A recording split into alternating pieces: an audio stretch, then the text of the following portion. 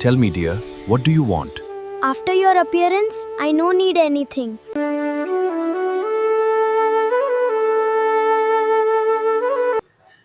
हमारे सभी YouTube family को बहुत बहुत जय जय श्री सीताराम। आज जो उपाय बताने जा रहा हूँ, आप कहने का ये मतलब है कि चाहे आपकी 100 समस्याएं हों, लेकिन ये एक उपाय इतना कारगर है कि आपके जीवन की सभी समस्याएं दूर हो सकती हैं। शर्त सिर्फ एक है, श्रद्धा और विश्वास। अब मैं आपको वो समस्याएं नहीं गिनवाऊंगा, क्योंकि समस्याएं सबको मालूम है। किसी को फाइनेंशियल, किसी को फिजिकल, किसी को मेंटल और किसी को ये सारी समस्याएं।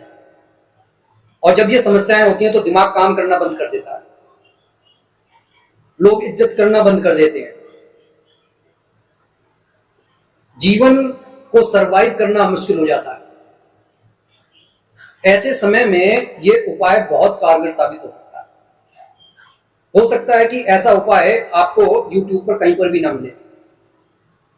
इस तरीके के उपाय बहुत सारे मिल सकते हैं। आपको ये उपाय मंगलवार के दिन करना है।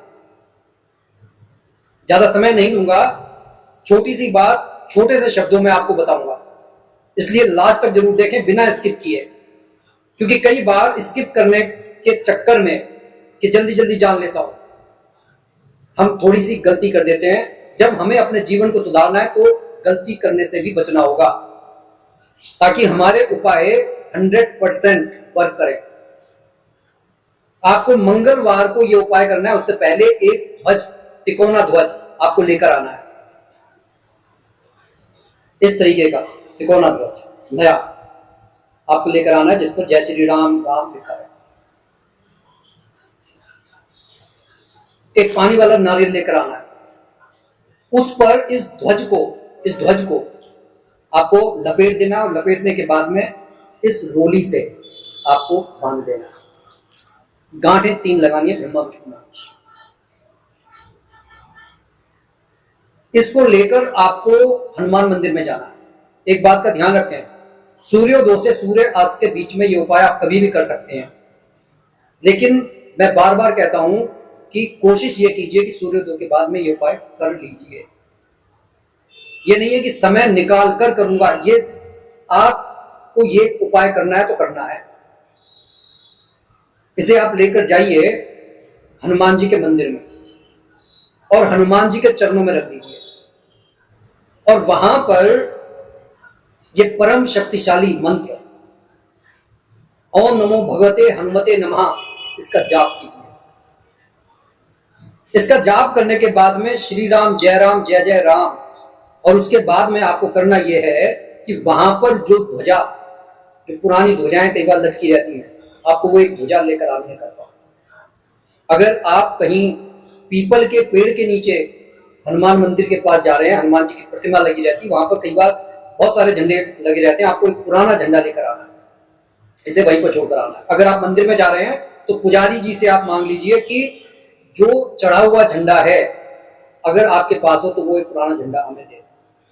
नहीं तो अगर आप कहीं खेतों में, खलिहानों में, जहां पर हनुमान मंदिर होते हैं, जहां पर हनुमान जी की प्रतिमा होती है, वहां पर जो ध्वज हो वहां से आप एक ध्वज ले आए और अपने साथ जो नारियल और ये जो लपेटा हुआ झंडा है इसे वहीं पर छोड़कर आ जाए। घर पर लेकर आने के बाद में आपको इस ध्वज के अंदर एक सफेद पर्ची पर अपना, अपने पिता का नाम, गोत्र ये लिखकर आपको इस झंडे में, पुराने झंडे में लपेट के अपने घर के मंदिर में रख देना है। वहां से लौटते समय आपको ये दुहाई करनी है हनुमान जी की। जब आप ये झंडा लेकर लौटे हैं तब आपको दुहाई करनी है कि कौन सो काज कठिन जग माही, जो नहीं हुई तात तुम्हें पाई। 3 बार आप संकट मोचन हनुमान अष्टक का पाठ करें, और खासकर जोर इस बात पर दें, जो अंतिम पंक्तियां हैं,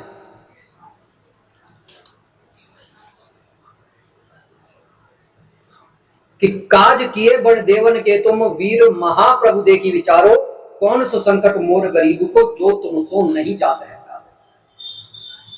याद हो तो सही है, वरना हनुमान चालीसा साथ में लेकर जाइए, वहां पर पढ़िए। जब नारियल का भेंट करते हैं, झंडे का भेंट करते हैं, उसी समय आप 3 बार ये पढ़ लीजिए। दोबारा से एक बार विधि बता देता हूं। आप नया झंडा लेकर आए, नारियल में आपने लपेटा, कलावे से बांध दिया, 3 गांठें लगाई, मंदिर में जाकर आपने हनुमान जी के चरणों में रख दिया। वहां पर गणेश जी का 5 बार नाम लिया, श्री राम जय जय राम 10 मिनट तक, 15 मिनट तक, जितना आपसे हो सके कर लिया। उसके बाद में परम शक्तिशाली मंत्र हनुमान जी के नाम का बोला, ओम नमो भगवते हनुमते नमः। फिर आपने संकट मोचन हनुमान अष्टक का पाठ कर लिया। तत्पश्चात आपने पुराना झंडा लिया, चाहे वो पंडित जी से लिया हो, चाहे आपने अपना उतारा हो। लौटने से पहले आपको पंडित जी को या वहां पर जहां से आपने झंडा लिया है वहां पर अपनी श्रद्धा के अनुसार, अपनी सामर्थ्य के अनुसार कुछ दक्षिणा जरूर रखनी है। 11 रुपए, 21 रुपए, 100 रुपए। इस रखने का भी एक फायदा होता है। क्या फायदा होता है? जिस व्यक्ति को भी ये मिलते हैं, चाहे वो पंडित जी को मिले, चाहे किसी व्यक्ति को मिले, वो कहेगा कि भगवान से और दे, और उसके पीछे आकांक्षा ये होती है इसको और देंगे तो ये मंदिर में फिर आएगा।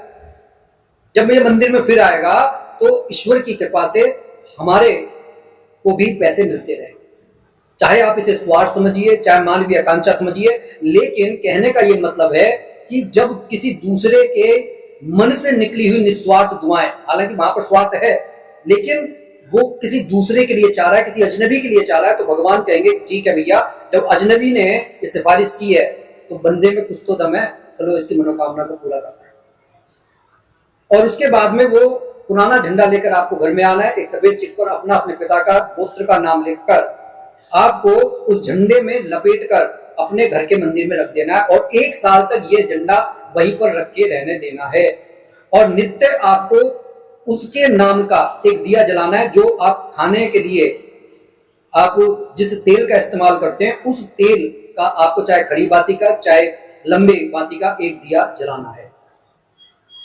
1 साल के बाद में आप इस झंडे को चाहे पीपल के पेड़ के पास में रखाएं, चाहे बहा दें, चाहे हनुमान मंदिर में रखाएं।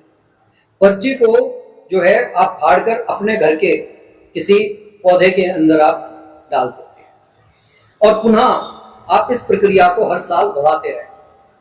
जो भी आपको शुभ समय लगे आप उस समय ये प्रक्रिया करेंगे तो और ज्यादा इसके आपको परिणाम देखने के लिए मिलेंगे। आप करके देखिए, आपके जीवन की सारी समस्याएं दूर हो जाएंगी। जब आप वहां पर जब नारियल और ये झंडा चढ़ाते हैं, उस समय आप भगवान जी से कहिए कि मेरे ये समस्या है, समस्या जरूर बताकर आए। ऐसा है, भगवान सब जानते हैं, लेकिन आपके मुख से सुनना बहुत जरूरी होता है। ठीक है, आपको बस ये कहकर आना। तो ये छोटी सी वीडियो है, छोटा सा उपाय है। सिर्फ आपको एक झंडा चाहिए, कलावा चाहिए, पानी वाला नारियल चाहिए। तो कैसे लगी ये वीडियो कमेंट करके जरूर बताइएगा। और कहने की जरूरत नहीं है, फिर भी मैं आपसे कह रहा हूं कि इष्ट देव का नाम कमेंट बॉक्स में जरूर लिखें, और ज्यादा से ज्यादा इसे शेयर कीजिए ताकि और भी लोग लाभ उठा सकें। शायद किसी को इस वीडियो की बहुत ज्यादा जरूरत है। नोटिफिकेशन बेल को ऑन कर लें ताकि हमारी आने वाली वीडियो आप तक समय तक पहुंच सके। बोलिए जय जय श्री सीताराम।